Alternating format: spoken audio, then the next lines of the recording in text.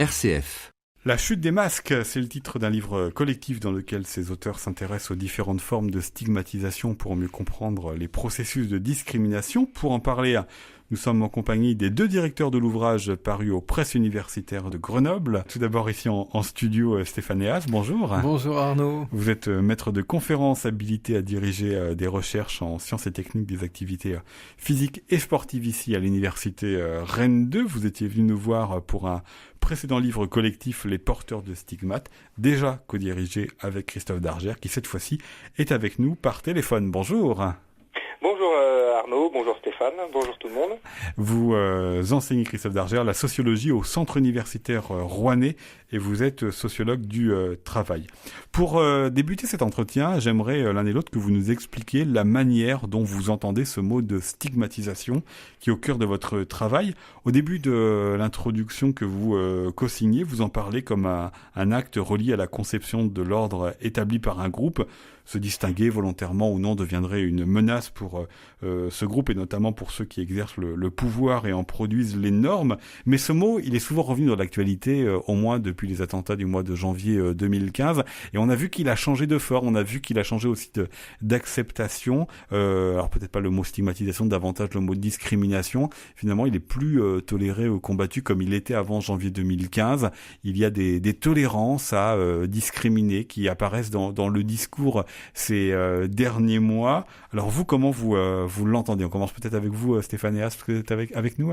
Oui, mais c'est toujours un petit peu compliqué. J'ai écrit un autre ouvrage sur les discriminations et même après cette revue de littérature internationale, j'ai toujours un peu de mal à expliquer aux étudiants et à d'autres personnes, d'autres publics, ce qu'il faut entendre par... Donc c'est un traitement différencié, à charge, plutôt à charge, mais pas toujours à charge, puisqu'il peut y avoir des discriminations positives, mais qui, dans la littérature, montrent qu'elles deviennent aussi à charge.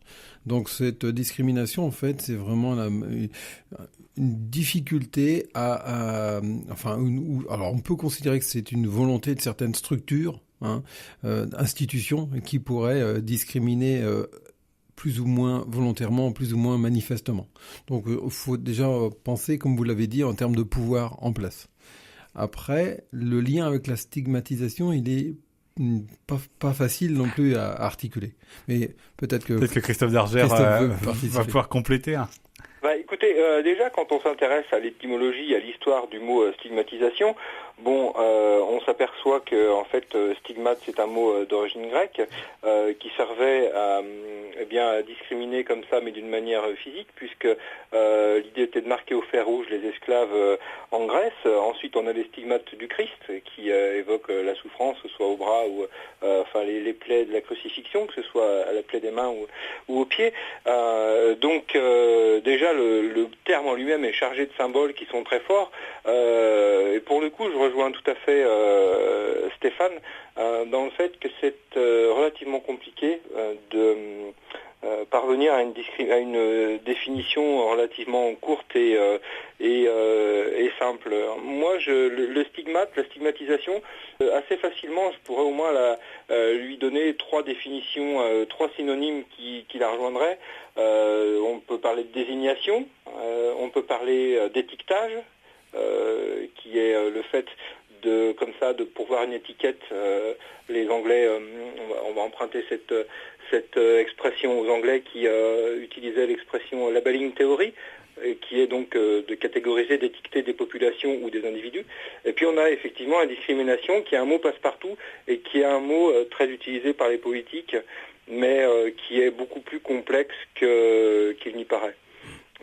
Donc c'est un sac de nœuds, la discrimination, la stigmatisation, qui pour moi mérite d'être décortiqué. C'est d'ailleurs ce qu'on a tenté de faire modestement avec nos deux contributions. Dans ce livre, effectivement, la chute des masses, mais Christophe Dargère, je reviens sur aussi ce que j'indiquais dans ma courte introduction, que ce mot il est revenu souvent dans l'actualité, plus évidemment le mot discrimination que le mot de stigmatisation, et que peut-être il y a des tolérances à la discrimination qui sont fait jour ces derniers mois après les attentats de janvier 2015 qui n'apparaissaient pas précédemment. Est-ce que il vous semble qu'il y a une mutation des formes de discrimination et une mutation de l'acceptation ou non de ces discriminations ? Complètement. De toute façon, il est vrai que la stigmatisation, si on imagine un petit peu le rapport entre la normalité, même si je n'aime pas ce mot, normalité, pas anormalité, mais c'est amusant de voir que finalement ces deux mots sont très proches dans le champ lexical. Normalité et déviance, finalement, qui est un autre mot relativement polémique, ce sont deux, on pourrait dire que la normalité c'est l'intérieur d'un cercle, la déviance c'est tout ce qui est à l'extérieur, et finalement la norme, eh bien c'est le contour du cercle. Et une société, une civilisation, un État évolue sans cesse, et les politiques, les événements, les nouvelles lois font que eh bien ce cercle peut se rétracter, peut à l'inverse s'élargir, et du coup eh bien la normalité peut se diffuser d'une manière plus large et incorporer des éléments des individus qui étaient considérés comme déviants auparavant. Pour preuve, il y a tout à l'heure Stéphane utilisait le terme de discrimination positive, mais il est vrai que par exemple les lois sur le mariage homosexuel par exemple ne se vérifient pas actuellement dans la vie quotidienne des personnes homosexuelles, mais disons, soyons optimistes, ayons bon espoir que ces lois-là vont permettre de changer un petit peu le regard qu'on peut avoir sur l'homosexualité et permettre aux personnes homosexuelles d'être un petit peu mieux intégrées dans notre société. Et effectivement, tant pour l'inverse, les événements qui ont lieu l'année dernière, les attentats parisiens, donc ce sont des événements historiques, eux ont contribué certainement à resserrer ce cercle de normes, ce cercle de déviance, et à exclure évidemment la communauté musulmane par exemple, ou une partie de la communauté musulmane du fait des amalgames que l'on a pu observer par rapport aux attentats terroristes, tout à fait. Donc oui, j'en suis convaincu, la stigmatisation évolue en fonction des événements historiques, en fonction des décisions politiques. Il y a aussi, on parlait de tolérance. La tolérance, c'est quelque chose qui est toujours en mutation. Dans notre ouvrage collectif, là, nous avons un joli texte d'une amie, Anne Van Aert, qui est une professeure de sociologie belge, qui explique la condition des personnes, des prostituées. Et effectivement, là encore, on est dans une espèce de de quelque chose en trompe-l'œil, puisque la prostitution, une fois c'est toléré, une fois c'est puni par la loi. Au fil des siècles, finalement, c'est quelque chose qui a toujours traversé un petit peu les mœurs. On dit que c'est le plus vieux métier du monde. La législation, elle est toujours différente en fonction des pays, mais on s'aperçoit bien finalement que même si la prostitution, c'est quelque chose qui est sanctionné légalement, dans les mœurs, dans la morale, finalement, c'est quelque chose qui reste toléré. Donc là encore, il y a ce qui relève de la tolérance et ce qui est tacitement et implicitement accepté par nos sociétés. Stéphane Héas, je reviens, et c'est un peu la suite d'ailleurs de ce que vient de dire Christophe Darger, ce que vous disiez tout à l'heure, que c'était un rapport de pouvoir, la discrimination. J'aimerais que vous nous creusiez un petit peu cette notion de rapport de pouvoir. Est-ce que c'est l'autorité du pouvoir ou est-ce que c'est un rapport de pouvoir collectif de manière de produire des normes collectivement ? Oui, parce qu'il ne faut pas considérer les discriminations et la stigmatisation uniquement dans un seul sens. Ce n'est pas unilatéral. C'est-à-dire que Goffman avait bien montré que c'était fonction d'un contexte, d'une situation, et que le stigmate, en tous les cas dans sa version moderne, contemporaine, n'est pas une marque indélébile et on peut dissimuler sa marque.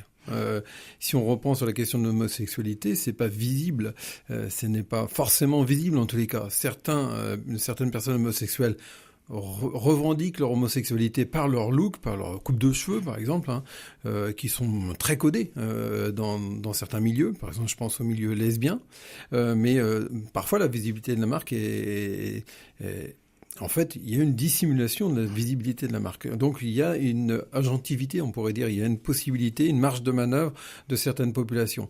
Et donc, il y a parfois des revendications groupales, collectives. C'est le cas, par exemple, pour les personnes vivant avec le HIV ou d'autres. Actuellement, par exemple, je fais une enquête, et justement pour rebondir sur la question des attentats, sur la stigmatisation de la barbe et des barbus.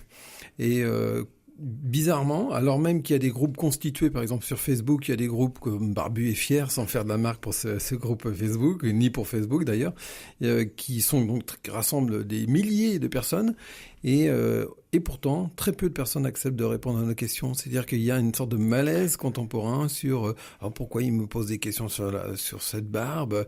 Et donc, quand je demande, par exemple, à avoir des contacts qu'avec des barbus de plus de 3-4 ans, c'est-à-dire antérieurs aux derniers événements dramatiques à Paris, eh bien, les questions apparaissent comme impertinentes. Des questions aussi basiques pour un sociologue comme la profession des parents. Est-ce que le père était barbu, le grand-père? Est-ce qu'il y a une figure identificatoire?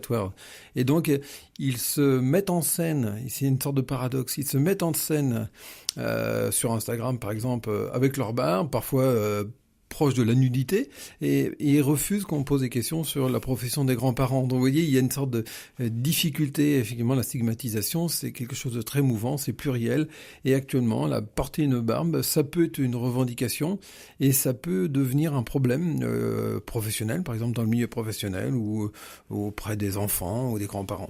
Je connais des barbus qui ont accepté de faire des entretiens avec moi, qui sont en conflit avec leur famille. Par exemple, un Algérien qui est en conflit avec ses parents, qui ne comprennent pas pourquoi il le veut porter la barbe, alors que pour lui, la barbe, c'est vraiment une référence au monde des bikers et rien du tout à voir avec le monde religieux.